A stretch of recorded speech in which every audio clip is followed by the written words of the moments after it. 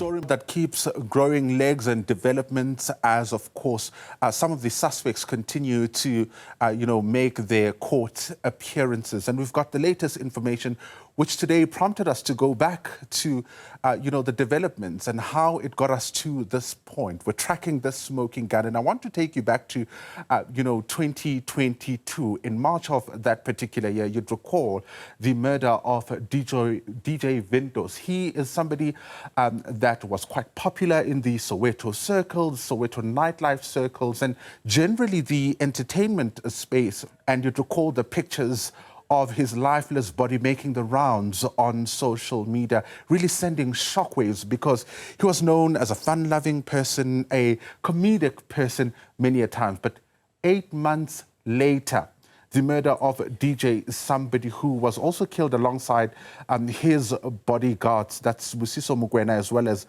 Sandile Myeza. Another, killing that sent shockwaves in the entertainment space, and this time really nationally. But you'd know that 2 years later, there was an incident that really, one would say, sparked, what got us to this point here, or lifted the lid on this particular smoking gun, the murder of engineer Armand Swart, who was killed on the 17th of April, 2024, in what really we've now known to be a mistaken identity, or a case of mistaken identity. You'd recall that during the media briefing of General Mkhwanazi earlier this month, on the 6th of July, he indicated that, 3 suspects were arrested subsequent to the murder of that particular engineer, and 2 murder weapons were then recovered, and this includes a cell phone. Ultimately, the investigators in that case ran into issues, and that's when the political killings task team from KZN was then requested to come and assist this particular team here in Gauteng. They took those murder weapons for ballistic testing. And let's take a listen to what General Mkhwanazi had to say about the, what unfolded thereafter. On the 6th of December 2024, the task team visited the premises of the 2 of the high-profile syndicate, of which one, Mr. Katiso Molefe, was arrested for the murder of Mr. Swart of QTech. During that arrest, unusual activities were observed whilst the team were busy with the operation. These activities included a dispatching of members of the South African Police Service under the command of a senior manager at the head office to go and interrupt the operation that was unfolding. Fortunately, when they arrived there, the members realized that it is indeed a police operation, so they allowed the members to carry out their operation without disturbance. On the 30th December 2024, the ballistic expert issued a ballistic report which linked these firearms not only with the murder of Mr. Swart, but these firearms were linked with a number of high-profile cases.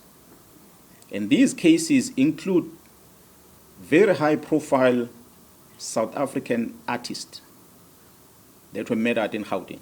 Last week, KT Molefe was arrested in connection with the murder of DJ Sumbody, and we learned that this particular firearm, again, was linked to that particular murder. Today, the police revealing more information, particularly about, the people that we've already spoken about. I want us to take a listen to Brigadier Linda Mnisi, who spoke on the sidelines after the brief appearance of Katiso Molefe outside the Alexandra Magistrates Court about what investigations have revealed so far. Take a listen.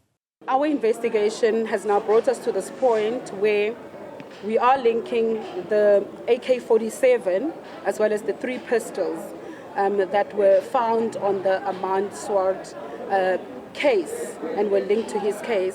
We are linking them to the killing of Armand Swart, the same AK-47, killing of Armand Swart, the killing of DJ Vintos, who's known as Hector Buthelezi, We are linking that same AK-47 to the killing of DJ Sumbody, his bodyguards, Busiso Mkwena, as well as Sandile Mnisi.